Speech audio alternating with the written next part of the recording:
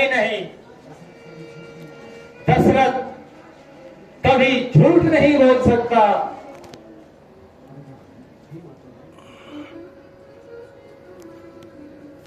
हे माता जी, हे पिताजी,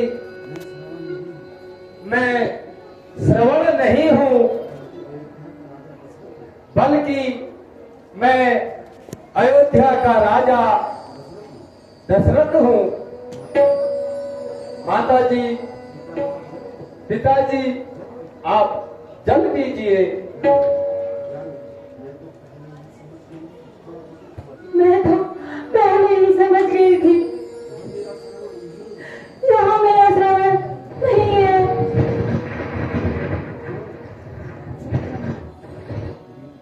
क्यों चुप क्यों हो? मेरा श्रवण कहाँ है? वह तो जल लेने गया था।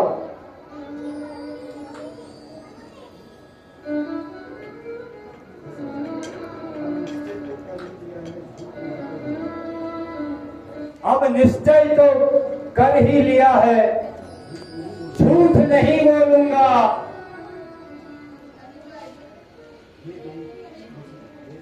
हे देव,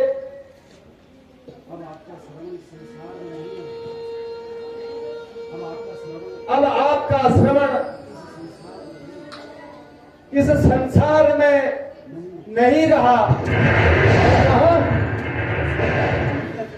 उसकी मृत्यु हो गई है। मुझे श्रवण हो गया है।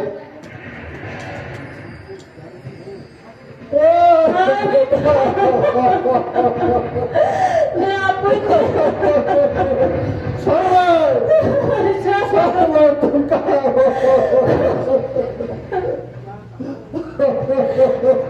क्या कहा? उसकी मृत्यु कैसे हुई? हे माते,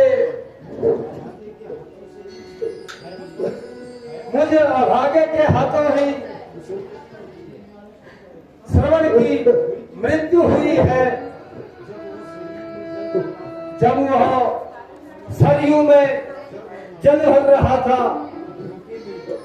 तो धोखे से मैंने बाण चलाया। उस घातक बाण से आपके श्रवण का नष्ट हो गया। मुझे क्षमा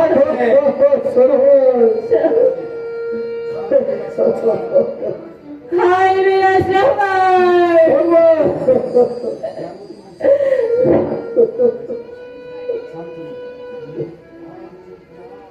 हाँ मेरी प्यास।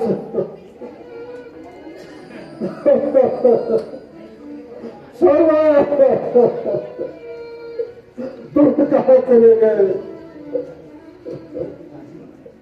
हे पिताश्री, आप जल पीकर अपनी प्यास बुझाएं। वह जल जल की रट लगा रखी है। कान खोलकर सुन, हाथों का जल ग्रहण नहीं करेंगे।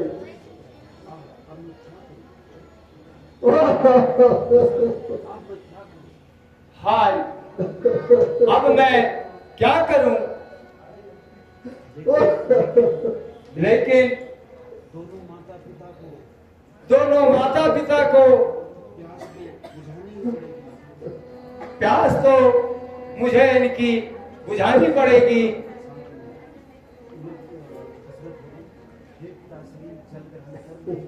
हे पिताश्री, आप जल ग्रहण कर लें।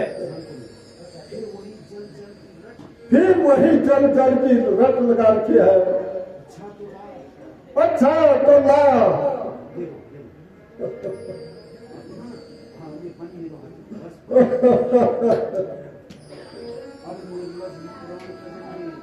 अब निर्लज ही प्राण कसेंगे,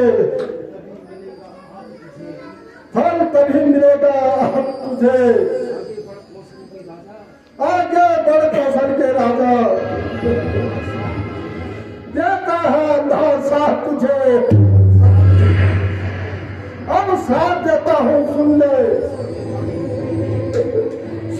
वाणी होगी मेरी, इसी भांति सुत वियोग में मृत्यु वृद्धापन में होगी तेरी। ये मेरा सलाम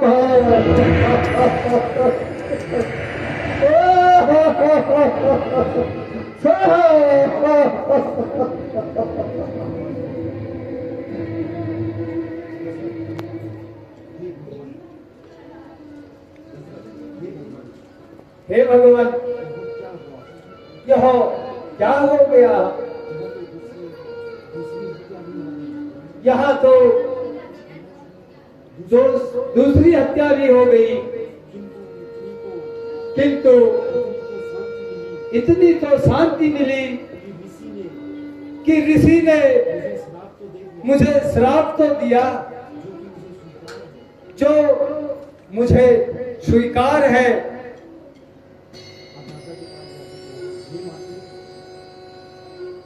हे माता,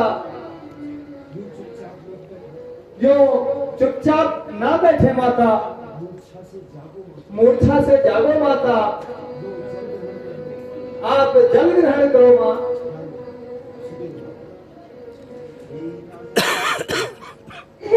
राजन, ये क्या,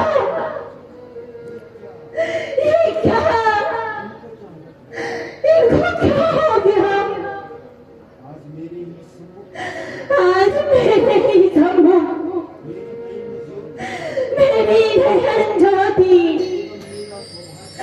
एवं मेरा सौभाग्य एक साथ दोनों चले गए। इसलिए मेरा भी श्राप ले। जिस प्रकार मेरे पति और पुत्र की लाशें बिना क्रिया कर्म से पड़ी है, इसी प्रकार पुत्र होने पर भी बिना क्रिया कर्म के तू भी घर में खड़ा रहेगा और यथा समय तेरा दाह संस्कार नहीं हो सकेगा। हाय मेरे सर, हाय मेरे स्वामी।